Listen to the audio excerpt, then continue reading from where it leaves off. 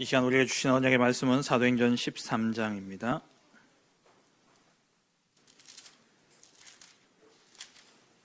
사도행전 13장 1절부터 5절까지 말씀입니다. 사도행전 13장 1절부터 5절까지 말씀을 교독하겠습니다. 안디옥 교회에 선지자들과 교사들이 있으니 곧 바나바와 니게르라는 시므온과 구레네 사람 루기오와 분봉왕 헤롯의 젖동생 마나엔과 및 사울이라.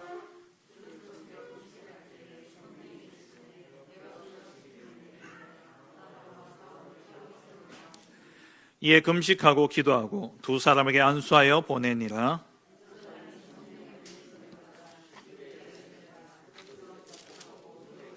같이 봅니다. 살라미에 이르러 하나님의 말씀을 유대인의 여러 회당에서 전할세 요한을 수행원으로 두었더라. 아멘. 이 시간 우리 남전도회에서 특송하겠습니다.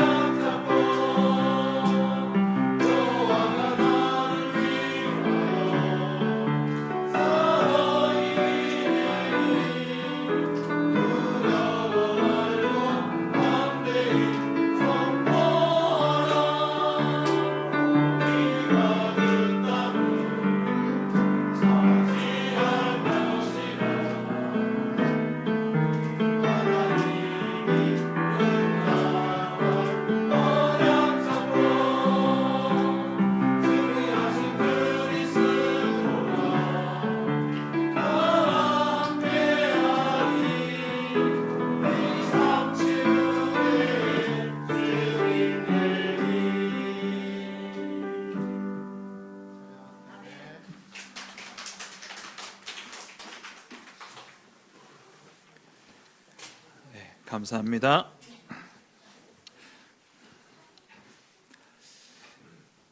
어, 2022년 벌써 둘째 주입니다. 벌써 9일이에요 오늘이. 올 한 해 하나님께서 우리에게 그 땅 24라는 언약을 주셨습니다. 장자의 축복으로 237 시대에 10,000명 성도를 회복하는 그 언약을 우리에게 주신 것이죠. 그래서 후대 멸망 시대에 후대 살리는 후대 24, 그리고 흑암 문화 시대에 모두 다 영적 문제로 고통당하는 이때 치유해야 될 치유 24, 교회 멸망 시대에 교회가 멸망하는 것은 결국 전도 선교를 놓쳐버렸기 때문에 망하는 것이기 때문에 237 선교를 24함으로 교회 살리는 그러한 복된 한 해가 되어줄 줄 믿습니다. 이 언약 붙잡고 우리 교회가 본격적으로 받아야 될 응답이 바로 70군데, 70지역의 70제자 운동을 시작하는 것이죠. 그렇다면 어떻게 시작해야 되느냐? 오늘 말씀 주셨죠. 항상 완성되어진 복음의 말씀과 동행하면 됩니다. 말씀 따라가면 됩니다. 신명기에서 계속해서 하나님이 하시는 말씀이 뭡니까? 내가 너희에게 말한 그 모든 명령과 규례를 지켜 행하라. 그리하면 너희가 그 땅을 차지할 것이다 말씀하셨어요. 그래서 올 한 해 세상의 방법, 세상의 경험, 세상 기준, 그것을 앞세우고 가는 것이 아니라 완성되어진 복음의 말씀을 따라감으로 정말 하나님이 예비하신 그 땅을 차지하는 복된 한 해가 되시고, 또 그 땅에서 우리 후대들이 장구한 축복을 누려야 되기 때문에 우리 후대들에게 이 완성되어진 복음의 말씀을 각인, 뿌리, 체질화시키는 그러한 복된 우리 성도님들 되시길 주의 이름으로 축원합니다. 오늘 주신 본문을 가지고 70지역, 70제자운동의 시작이라는 제목으로 함께 말씀의 은혜를 나누길 원합니다. 사도행전은 크게 두 부분으로 나눌 수 있습니다. 사도행전 1장부터 12장까지 예루살렘 교회 중심으로 한 유대인 복음화, 그리고 사도행전 13장부터 28장의 끝이 안 나죠. 그 역사는 지금까지 우리에게 이어지는 가운데 안디옥 교회를 통한 이방인 선교와 지금도 계속되어지는 세계 복음화, 이렇게 두 부분으로 나뉘어질 수 있습니다. 그래서 작년 한 해 우리 전반부를 다 마치고 올해 이제 후반부로 들어가게 되어집니다. 2022년 시작과 함께 전도 대교구, 세계 대교구의 응답이 시작되는 이 축복이 사도행전 우리 후반부를 살펴봄으로써 말씀 따라가는 가운데, 완성되어진 복음의 말씀을 따라가는 가운데 이 말씀이 그대로 우리의 삶에 성취되어지는 은혜와 응답이 있기를 주의 이름으로 축원합니다. 저는 올 한 해 70지역, 70제자운동 어떻게 해야 될까? 이 부분을 놓고 계속 기도가 되어졌습니다. 그러는 가운데 오늘 말씀을 보면서 이 안디옥 교회를 통해서 하나님이 이렇게 하면 된다라는 것들을 보여주셨어요.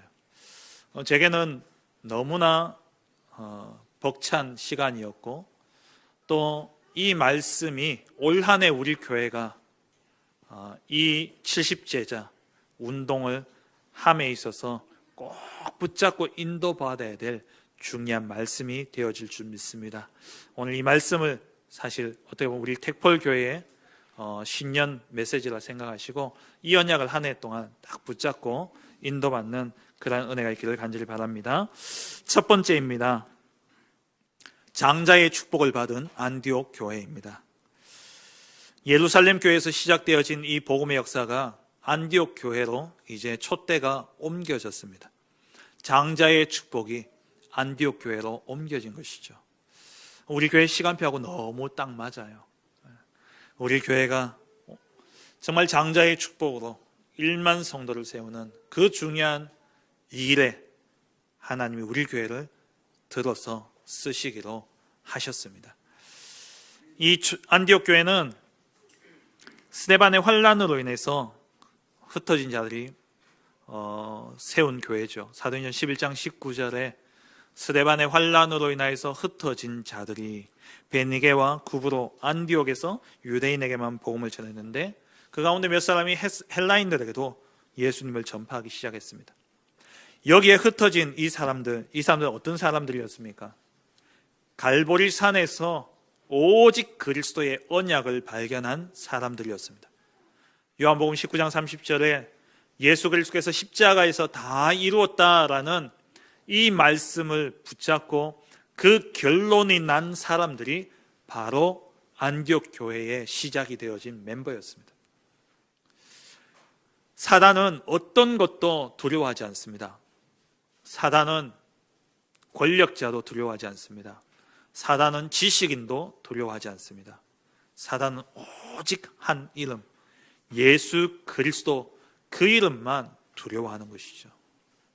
그래서 이 사단은 오직 그리스도가 안 되면 그 부분을 반드시 파고들어 우리를 공격하게 되어 있습니다. 그래서 우리는 이 갈보리산 언약을 우리가 굳게 붙잡아야 됩니다. 완전 결론 나야 돼요.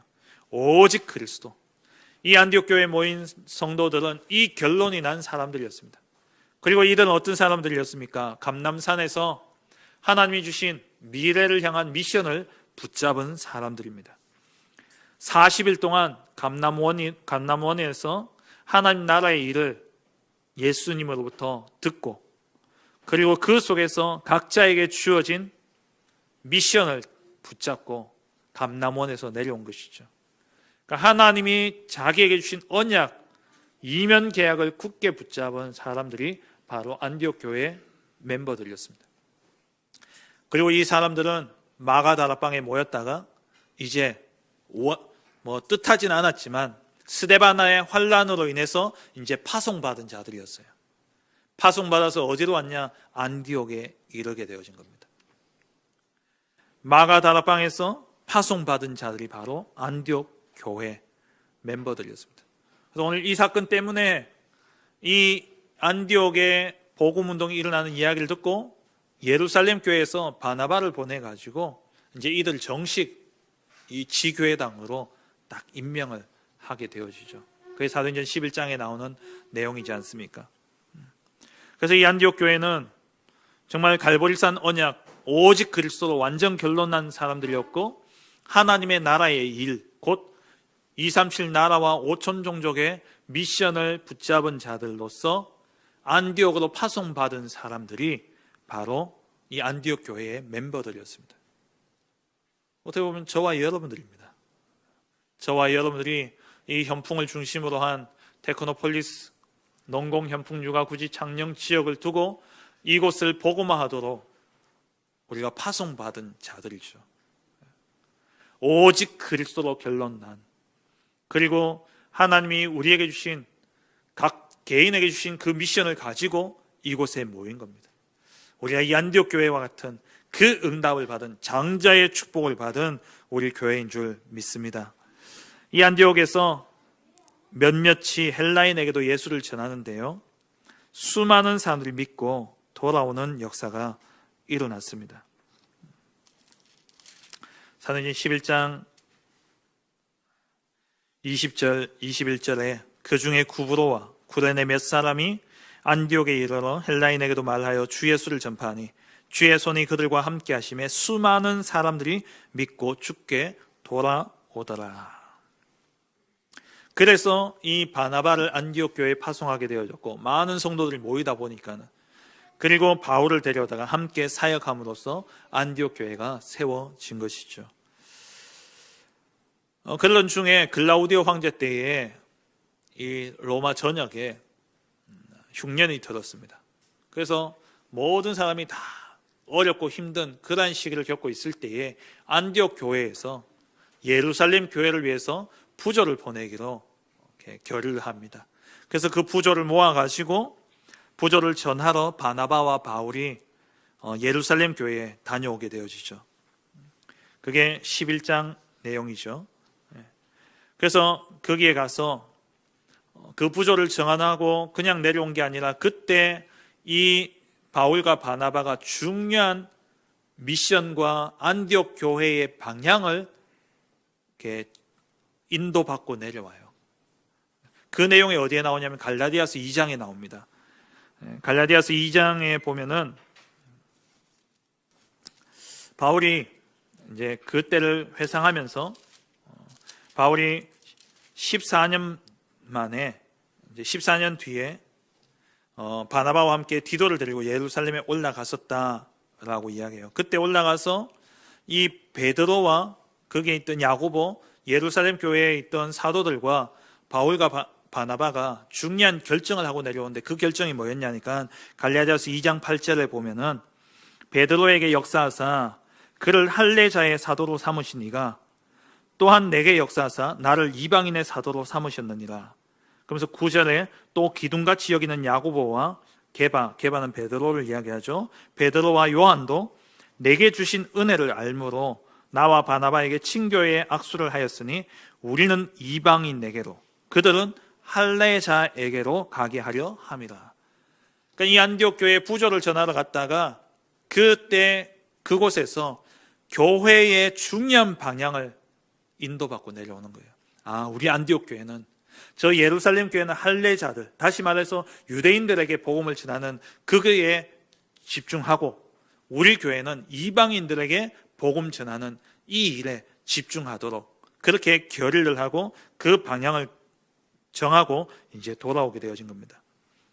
이렇게 이방 선교의 사역 방향과 미션을 가지고 돌아온 바울과 바나바는 이 안디옥 교사들과 함께, 그렇다면 이 일을 위해서 우리가 어떻게 해야 되겠냐, 그러면서 이제 함께 예배하며 기도하기 시작한 겁니다.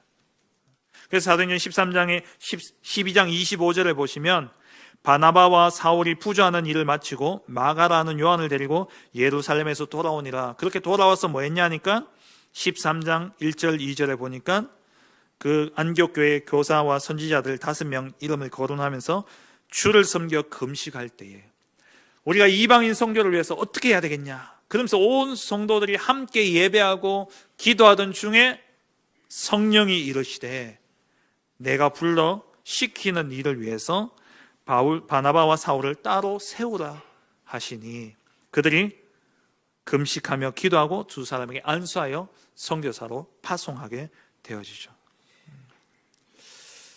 이게 바로 안디옥 교회였습니다. 하나님이 장자의 축복을 어떻게 안디옥 교회로 옮기셨는지 오늘 잘 말씀하고 있죠. 그래서 이제 안디옥 교회가 이방인 선교를 방향을 정하고 이것을 위해서 어떻게 할 것인가 같이 기도하면서 하나님의 인도를 찾고, 그리고 바나바와 바울을 이제 선교사로 파송하게 되어진 겁니다. 두 번째입니다. 후대 치유 237 선교 24의 응답을 누린 안디옥 교회입니다. 안디옥 교회가 가만히 보면 이 세 가지 응답을 누렸던 교회였어요. 진짜 응답받는 교회는 이 세 가지 방향을 놓치지 않습니다. 이 세 가지 방향에 맞춰진 교회만이 응답받고 그 교회만이 시대를 살리게 되어 있는 것이죠. 먼저 이 안디옥 교회는 후대 24한 교회였습니다. 오늘 보면은 중요한 렘넌트 한 명이 나옵니다. 그 사람이 누구냐? 바로 12장 25절에 바나바와 사울이 예루살렘에서 내려올 때 데려왔던 마가라는 요한, 마가라 하는 요한이라는 이 렘넌트입니다. 이 사람이 누구냐? 마가 다락방의 그 마가입니다. 마가의 자기 집 다락방이 곧 교회의 시작이 되어졌어요. 이 마가가 어릴 때부터 뭘 봤습니까? 거기에서 예수님이 오셔서 최후의 만찬도 하시고, 그곳에서 부활 이후에 이 제자들이 두려워가지고 숨어 있을 때 예수님이 그 벽을 다 뚫고, 벽을 뚫는 게 아니라 벽을 통해서 들어오셔가지고 제자들을 만나고, 그리고 감람산에서 40일 집중훈련 받고 난 다음에 이 초대교회 성도들이 다 내려와서 40일 동안 거기에, 40일이 아니라 마가다락방에 모여서 기도하고, 그 모든 현장의 목격자가 누구였냐? 마가였어요. 완전 렘넌트죠. 지금은 고인이 되었습니다마는, 하나님 나라로 갔습니다마는, 제가 아는 그 한 목사님이 계셨어요. 저하고 동갑인데, 누구냐면 우리 유 목사님, 동삼제일교회 처음 시작할 때 그 집에서 시작했다 그러더라고요. 그 목사님이 정말 청소년 때 방황하고 막 그랬었거든요. 근데 그때 봤던 그 역사, 그 속에서 하나님이 하신 일들을 보았고, 교회에서 흘러온 그 모든 역사를 보니까 결국에는 진짜 성격이나 기질을 보면은요, 목사 안 같아요. 입에서 막 뭐 숫자도 많이 나오고 막 그래요. 근데 그 중심에 진짜 복음 위한 중심과 그런 결단과 헌신할 때 보면요, 그 성격대로 하더라고요. 하나님이 역사하시더라고요. 그러니까 그 과정, 그 교회가 어떻게 흘러왔고, 유 목사님 보고 아버지라고 그래요. 왜냐하면 유 목사님 아들하고 친구거든요. 아버지 하면서 이제 그러더라고요. 지금 이제 하나님 나라로 갔습니다만은, 어떤 사고 때문에 이제 그렇게 하는데요. 마가가 그랬던 거예요. 이 마가가 그 교회, 예수님 십자가 돌아가시기 전날 그 집에 와서 만찬하고 제자들이 그 힘든 시기에 와서 거기에서 기도하고 응답받고, 그러면서 이 교회가 쫙 세워져 가던 가운데 그때 이 마가가 뭘 들었겠습니까? 모든 민족으로 제자 삼으라, 온 천하에 다니며 이 복음을 전파해라, 온 땅 끝까지 증인이 되리라. 이 언약의 말씀을 마가가 탁 들었던 거죠. 그러고 중요한 순간에 이제 이 마가가 바나바하고는 어떤 관계냐? 생질입니다. 골로새서 4장 10절에 보면은 나와 함께 갇힌 아리스다고와 바나바의 생질 마가와, 바나바의 생질을 제가 그냥 단순히 조카 줄 알았는데 찾아보니까는 누이의 아들이 생질이라고 그러더라고요. 그러니까 이 마가의 어머니, 그와 외삼촌이 되는 거죠, 바나바가. 이 바나바의 생질 마가. 그래서 이 외삼촌하고 같이 이제 안디옥 교회로 내려온 겁니다. 세계 복음의 언약을 붙잡고. 그리고 이 마가가 바울과 함께, 바나바와 함께 이 두 사람이 이방 선교로 파송되어졌지만 그때 수행원으로 같이 간 인물이 바로 마가였습니다. 사도행 23장 5절에 나오죠. 요한을 수행원으로 두었더라. 근데 이 마가가 어리다 보니까 렘넌트는요, 넘어질 때도 있어요. 실수할 때도 있습니다. 아까 그 목사님처럼 청소년 때 그렇게. 근데 하나님이 렘넌트는요, 탁 책임지시는 거예요. 끝까지 책임집니다. 이 마가가 중간에 너무 힘들었던지 다시 예루살렘으로 돌아가 버립니다. 사도행 13장 13절에 나오죠. 바울과 및 동행하는 사람들이 바보에서 배 타고 밤빌리아에 있는 버가에 이르니 요한은 그들에게서 떠나 예루살렘으로 돌아가 버려요. 이 사건 때문에 바울과 바나바가 결국에는 심한 다툼이 일어나면서 이렇게 둘이 갈라지게 되어지는 그런 사건이 또 15장에 가면 나옵니다. 바나바는 이 마가를 그래도 2차 전도 여행 때 데리고 가려고 하는데, 왜? 조카니까. 바울은 그때 이렇게 돌아가고 이거 보니까 아직 훈련이 덜 됐다, 좀 더 훈련되면 데려가자.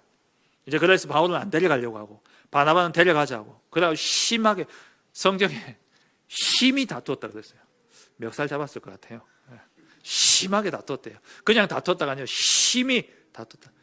다시 안 볼 것까지 다툰 거예요.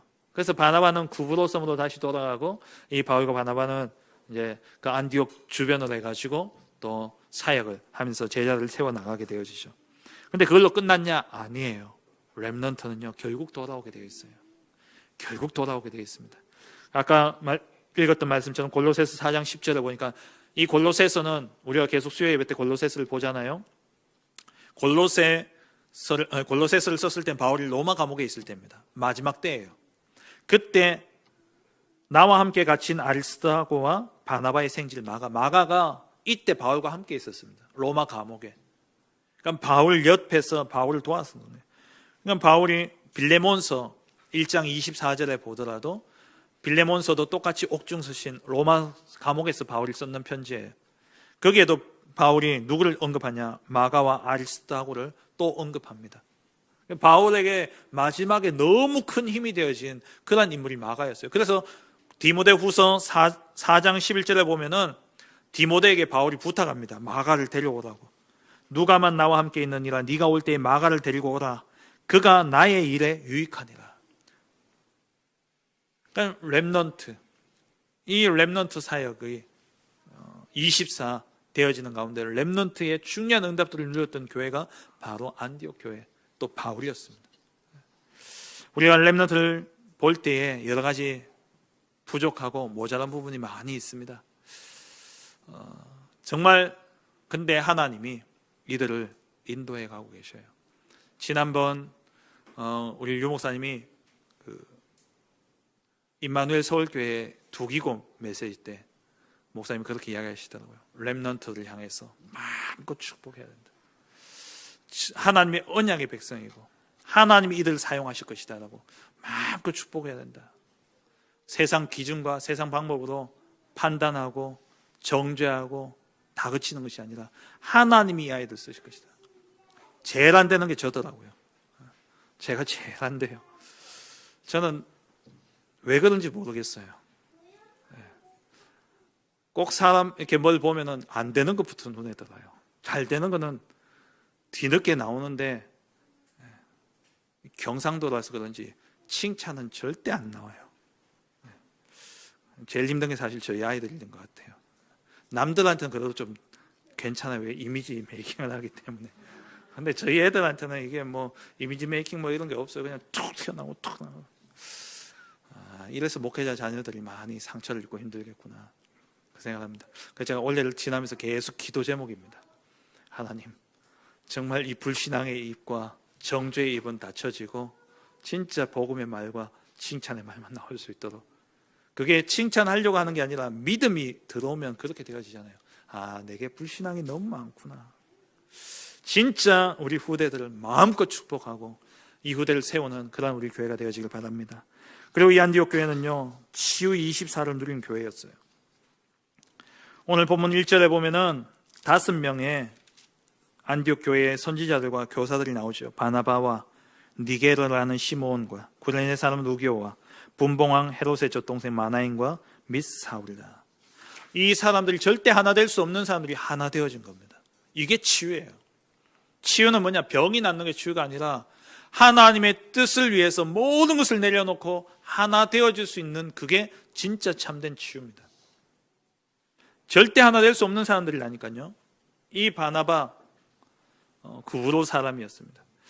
그리고 시몬, 니게르라는 시몬도 있죠. 우리 사회 시간에 제가 사회 시간에 배웠을 때 니그로 인종, 니그로 하잖아요. 니그로가 어딥니까? 흑인들. 그게 검다라는 뜻이에요. 니그로라는 거예요. 그러니까 이 시몬은 흑인이라는 겁니다. 그리고 또 구레네 사람 루기오. 구레네는 또 어디냐? 북아프리카 지역에. 오늘 우리 서사하라 나왔습니다만 그쪽 위쪽에 북아프리카 지역. 그럼 이 사람도 흑인이에요. 그런데 그 가운데 또 누가 있습니까? 헤롯의 젖동생. 헤롯 왕과 어릴 적에, 젖동생이라는 게 뭐 이복 동생일 수도 있고, 또 어릴 때에 헤롯과 막역한 사이로서 친하게 지냈던 아주 막역한 사이인 그런 것을 의미하기도 합니다. 그러니까 어쨌든 왕하고 친한 사람이에요. 그런데 이 사람들이 하나가 된 거예요. 무엇 때문에? 복음 때문에. 치유의 결과는 뭡니까? 원내스입니다. 치유가 안 되면 어떠냐? 갈등과 분열과 분쟁이 일어나게 되는 거예요. 이들이 복음으로 원내스 되어졌고, 이들이 안디옥 교회 지도자들이었던 것이죠. 신분과 상관없이, 출신과 배경과 상관없이 오직 복음으로 원내스 되어졌습니다. 참 복음이 들어가면요, 질병뿐만 아니라 사회 제도도 치유되어집니다. 복음이 들어가면요, 계급사회도 치유되어져요. 없어져요. 그게 우리나라 역사고, 그게 초대교회 역사 아닙니까? 초대교회 이방인들을 개돼지처럼 취급하면서 함께하지 못한다 그랬었어요. 그런데 이 초대교회가 이방인 선교가 이루어지고 이방인들과 함께하는 이러한 역사가 복음 때문에 일어난 겁니다. 오네시모와 빌레몬에게 편지를 쓰잖아요. 이 오네시모는 빌레몬의 종이었습니다. 종인데 도둑질해가 도망갔다가 감옥에 들어갔는데 거기서 바울을 만난 거예요. 근데 알고 보니까 이 사람이 바울의 제자인 빌레몬의 종이었던 겁니다. 그래서 바울이 이 오네시모를 위해서 빌레몬한테 편지를 쓴 거예요. 이 오네시모 받아들여라. 잘못했지만 용서해줘라. 내 얼굴 봐서라도 그렇게 해줘라. 라고 바울이 부탁을 한 게 빌레몬서예요. 나중에 어떻게 되느냐? 이 오네시모는 에베소 교회의 감독이 되어집니다. 빌레몬은 장로고요. 이런 일이 일어나요. 우리 한국 교회도 똑같은 일이 일어났잖아요. 서울에 가면 승동교회 라는 교회가 있는데, 그 교회가 이제 우리 선교사님을 통해서 세워진 교회인데요. 거기에 초대 장로가 누구였냐? 백정이었습니다. 그 당시에 백정은 완전히 천민 중에 천민이에요. 그런데 이 박성춘 장로님, 이분이 예수 믿고 장로가 된 겁니다. 그 아들은 의사가 되어졌어요. 그리고 이분이 나중에 양반, 천민, 이거 이제 타파하는 운동에 이렇게 앞서기도 하시고 만세 운동에 앞장서시기도 하시고 아주 그런 분이었죠. 그러니까 우리 한국의 양반, 천민 이것을 깨부수는데 복음 들어가니까 그러네요. 복음이 들어가면 모든 것이 하나 되어집니다. 에베소서 3장에 보면은 막힌 담을 허시고 둘 사이에 막힌 담을 헐어버렸다 그랬어요. 이방인과 유대인 사이에 그게 복음입니다. 복음이 들어가면 참된 치유의 역사가 일어나는 거예요. 치유 24. 이 병 중에 최고의 병이 뭔지 아십니까? 제일 악독한 병, 하나님 보시기에 제일 악독한 병이 뭔지 아십니까? 하나님의 말씀과 하나님의 뜻에 순종하지 않는 거. 그게 병이에요. 오늘 말씀처럼 하나님의 뜻과 계획 앞에 온전히 순종할 수 있는 그게 진짜 치유가 일어난 거예요. 말씀 듣는데 나하고 안 맞아요. 거부합니다. 그게 병이라니. 그게 제일 몹쓸 병이에요. 그게 제일 어떻게 보면 무서운 병입니다. 근데 이 안디옥 교회가 어땠습니까? 하나님의 뜻에 순종하고 복음의 절대 가치가 우선이 되어졌어요. 바울과 바나바를 따로 세우라 하나님의 말씀이 딱 떨어지니까 금식하고 기도하고 바로 안수해서 보내버렸어요. 그 교회의 중요한 목회자였던 바울과 바나바를 성령께서 따로 세우라 하시니까 그 말씀에 아멘 하고, 우리 지난 금요 전도학교 때 우리 박관희 목사님 난 모릅니다 무조건 아멘 아멘 이러셨잖아요. 아멘. 하나님의 뜻과 계획 앞에 아멘 할 때에 하나님이 그대로 일하시는 거예요. 그게 최고 치유되어진 사람의 모습입니다. 말씀이 떨어지면 아멘 하는 거. 그리고 이 선교 사역을 통해서 사도행전 13장, 16장, 19장 가는 곳마다 영적 문제 있는 자들, 질병 가운데 있는 자들 치유되어지는 역사가 일어났어요. 치유 24의 응답을 누렸던 교회가 안디옥 교회였습니다. 그리고 세 번째, 이 안디옥 교회는 237 선교 24의 축복을 누렸던 교회죠. 이방 선교의 방향을 두고 거점이 되어진 교회였습니다. 바울과 바나바를 파송하고 그 모든 선교사에게 올인했던 교회가 안디옥 교회였습니다. 237 선교회, 완전히 올인한 교회. 그게 안디옥 교회였어요. 후대 치유 237의 24한 교회. 그 교회를 하나님이 장자의 축복을 주셔서 그 시대 그 세계 복음화에 귀하게 쓰셨다는 거예요. 그래서 우리 교회가 그 땅 24라는 언약을 붙잡고 우리 교회도 후대 24, 치유 24, 237 선교 24 하자는 겁니다. 마지막 세 번째입니다. 그렇다면 이를 위해서 우리가 진짜 받아야 될 응답은 70지역, 70제자 운동인데, 그럼 이것을 어떻게 시작해야 되느냐? 어떻게 우리가 시작해야 되겠습니까? 70지역을 가래요. 어디로 가야 되겠습니까? 결론부터 말씀드리면 나와 관계되어진 현장에서 시작하는 겁니다. 내게 주어진 현장에서 시작하는 겁니다. 다른 데 찾아다니는 게 아니에요. 시작은 어디서 하냐? 내게 주어진 현장, 내게 주어진 만남, 내게 주어진 그 모든 전문성, 분야, 거기서 시작하는 겁니다. 왜요? 하나님이 거기서 시작하라고 나를 이곳에 보낸 겁니다. 거기서 시작하라고 하나님 내게 이 일을 주신 거예요. 여기서 시작하라고 하나님이 이 만남을 주신 겁니다. 다른 곳이 아닙니다. 유 목사님이 옛날에 그런 이야기 많이 하셨잖아요. 어떤 교사 선생님이 실컷 은혜 받더니만은 난 전도하러 가야 되겠다고 하더니만은 학교 사표 내고 전도하러 간다고. 학교에 있으니까 전도 못 한다고. 지금 어떤 시대가 됐습니까? 지금은 학교 아무도 못 들어가는 시대가 되어버렸어요. 그럼 그곳에 누가 살려야 됩니까? 선생님이 살려야 되잖아요. 내가 있는 이 지역, 내가 하고 있는 이 일, 내게 주어진 만남, 거기에서 우리는 70지역, 70제자 운동이 시작되어야 되는 겁니다. 그럼 여러분들 지역을 놓고 기도하세요. 내 있는 현장을 두고 기도하시기 바랍니다. 안디옥 교회도 어떻게 시작했냐? 그렇게 시작한 거예요. 4절에 보시면은 두 사람이 성령의 보내심을 받아 실루기아에 내려가서 배 타고 어디로 갑니까? 구브로에 갑니다. 구브로는 누구의 고향이죠? 바나바의 고향이에요. 바나바의 고향이고 마가의 고향입니다. 이 안디옥 교회의 첫 사역지가 어디였냐? 바나바의 고향에서부터 시작한 거예요. 내게 나와 연결되어진 그 현장. 그 뒤에 뭐 살라미 또 바보 나오는데 이건 구브로 섬, 사이프러스라는 섬이죠. 그 섬의 지역 이름입니다. 그 섬 안에 있는 동네예요. 살라미, 바보.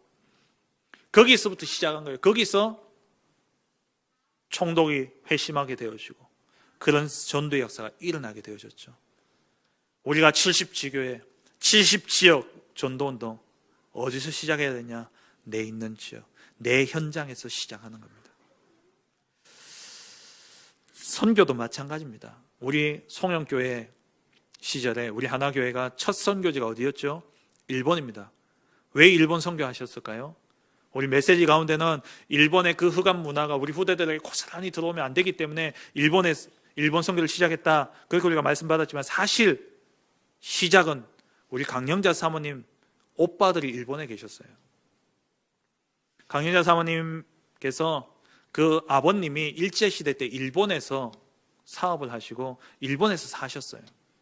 그때 해방되면서 그 위에 오빠 2명이 그 일본에 그대로 계셨던 겁니다. 그 가운데 한 분이 강영충 장로님이라고 우리 해외 지교회 담당 일본 오카야마 하나교회 처음 시작할 때 그 장로님부터 시작됐잖아요. 그래서 일본 선교가 시작되어진 거예요. 거의 뭐 사람들 이런저런 이야기합니다. 저도 처음에 이제 그런 인식이 있었어요. 목사님 뭐 우리 교회 말고 다른 어떤 뭐 교회들 이렇게 성도들 뭐 자기 이런저런 교회들 이야기하는 거 들어보면 우리 목사님은 뭐 자기 아들이 미국 유학 가니까 미국 선교, 미국 있다가 또 원래 처음 필리핀 갔거든요. 필리핀 가서 아들이 있을 때는 필리핀 선교해야 된다고 막 하더니만 아들이 이제 미국으로 또 대학 가니까 이제 미국 선교다. 저도 욕 많이 했거든요. 왜 그래 하냐 하면서. 근데 시작은 그렇게 해야 되는 게 맞아요. 제가 오늘 이 말씀을 보면서 맞구나. 시작은 거기서 시작하는 겁니다. 선교든 전도든 어디서 시작하느냐? 나와 관계되어진 그곳에서 시작하는 거예요. 내가 있는 현장에서 시작해야 되는 겁니다. 그래서 오늘부터 여러분들 정리하세요. 뭘 정리하냐? 여러분들 현장을 정리하시기 바랍니다. 나와 관계되어진 현장, 나와 관계되어진 사람들 쭉 다 적으세요. 선교, 우리 택폴 하나교회도 이제 선교 237 나라 선교 응답을 누려야 됩니다. 그럼 어떻게 해야 되냐? 우리 성도님들과 관계되어진 그 현장으로 시작을 해야 돼요. 그래야지 마음이 담기고 시작이 되어질 수 있어요. 그래서 그런 포럼들이 이제 시작되어져야 돼요. 우리 뭐 가장 가까이는 정윤정 권사님, 우리 아드님, 우리 정현석 집사님, 인도네시아에 주재원으로 가 있잖아요. 거기서 이제 일하고 계시는데 우리 하나교에서 감사하게도 평신도 전문인 선교사로 이렇게 파송을 했습니다. 그러니까 이런 분들, 자녀든 아니면 친척이든 아니면 지인이든 그렇게 연결되어져서 시작이 되어지는 거예요. 그 사람들 가운데 하나님이 어떻게 문을 열어가실지 아무도 모릅니다. 그래서 우리 하나교회가 일본 선교가 그렇게 시작되어졌고 미국 선교는요. 우리 다음 주에 에덴 장로교회 위해서 헌금합니다만 이 에덴 장로교회 원로 목사님이 김철현 목사님입니다. 누구냐? 원로 목사님 조카십니다. 원로 목사님하고 나이가 몇 살 차이 안 나요. 그러니까 원로 목사님이 형제 중에 이렇게 막내는 아니고 그 위에시고 위에 형님들이 계시다 보니까 누님도 계시고 그 누님의 아드님 되셔요.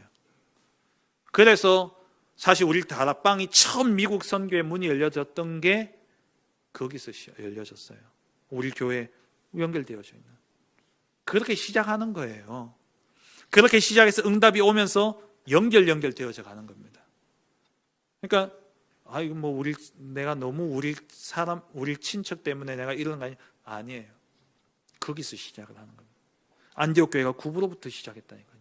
거기서 시작된 응답이 하나하나 연결되어져서 이게 마게도냐로, 유럽으로, 아시아로 복음이 전파되어진 겁니다. 그래서 우리 237 선교 정말 우리 교회도 그 응답 속에 해야 되는, 그 응답 속에 시작되어져야 되는데 이를 위해서 정말 여러분들 가족들 가운데 혹시 기도 속에 있는 그러한 해외에 계신 분들 계십니까? 신앙생활 잘하고 있으면 놔두시고요. 그 교회에서 잘 인도받으시면 놔두고 정말 이 사람을 제대로 세워야 되고 그곳에 시스템이 없고 혼자 내버려져 있고 정말 그 복음 받아야 될 사람들이 있다면 그 사람들 놓고 시작하는 거예요. 기도하면서 비대면을 대면화해서 그렇게 해서 선교의 역사가 시작되어지고 전도도 마찬가지입니다. 나와 관계되어진 곳에서 시작해야 돼요. 우리 성도님들 여러분들이 70군데입니다. 여러분 계신 현장이 70군데예요. 요목사님이 그 부목사로 있을 때에 현장 사역을 들어가면서 다락방이 시작되어진 게 어린이 사역으로부터 시작되어졌다 그랬잖아요. 그때 교회 안에 교회 이제 학교들을 쭉 살펴보고 그 학교들 살펴보던 중에 학교 근처에 있는 성도님들 집을 빌려서 시작한 게 확장 주교였고 거기서 시작해서 나온 게 다락방이다 이야기하셨어요. 그럼 뭡니까? 우리 교회 교인이 있는 거기서 시작하는 거예요. 70군데 그러니까 막연한 게 아니라 여러분들이 그곳이에요. 여러분이 있는 그 현장에서 70제자가 일어날 겁니다. 그래서 올 한 해는요, 여러분 현장을 다 정리하시고 여러분 사람 만나는 만남들도 다 정리하시고 또 나와 관계되어져 있는 해외 현장, 또 나와 연결되어 있는 다민족들, 또 우리 랩넌트들 같은 학교의 TCK들, 그 친구들 위해서 기도하면서 그 나라 위해서 기도하면서 선교가 시작되어지는 겁니다. 그렇게 되어지게 될 때에 하나님이 안디옥 교회를 통해서 1차, 2차, 3차를 통해서 아시아와 마게도냐, 유럽과 로마까지 복음화되어졌던 것처럼 우리 이 시작하는 이 교회가 안디옥 교회와 똑같이 장자의 축복을 받은 교회로서 237 치유 후대에 24 하는 가운데 나와 관계되어진 현장을 놓고 기도하고 나와 관계되어진 그 현장에 우리가 들어가서 복음운동하는데 그곳에서 70제자가 일어나고 그래서 전도대교구, 선교대교구가 세워지는 그러한 세계 대교구가 세워지는 그러한 응답이 일어날 줄 믿습니다. 올 한 해 이 기도로부터 우리가 시작하는 거예요. 말씀을 맺겠습니다. 2022년 하나님이 장자의 축복으로 237 시대에 10,000명 성도의 응답을 주시겠다 약속하셨습니다. 우리에게 주신 언약입니다. 이제 우리는 시작을 나와 관계되어진 현장, 나와 관계되어진 만남, 거기서부터 우리가 후대, 치유, 237을 찾아 올인해야 되겠습니다. 그때 하나님이 우리 교회를 통해서 전도 대교구, 세계 대교구의 응답을 주실 것입니다. 그 응답 누리는 우리 모든 성도님들 되시길 주의 이름으로 축원합니다. 하나님 감사합니다. 안디옥 교회와 같이 장자의 축복을 받아서 237 치유 후대에 24 하는 교회로 하나님 우리 교회를 축복하여 주심을 감사드립니다. 우리 성도님들 각각 흩어져 있는 그 현장을 하나님 70지역으로 삼고 그곳에서 복음 누리며 보좌의 축복을 누리고 이 보좌의 축복이 현장으로 전달되어지는 가운데 70제자가 일어나고 그래서 전도 대교구, 세계 대교구를 세우는 그 응답 누리는 우리 교회가 될 수 있도록 축복하여 주옵소서. 예수 그리스도의 이름으로 기도합니다. 아멘. 507장 찬양 드립니다.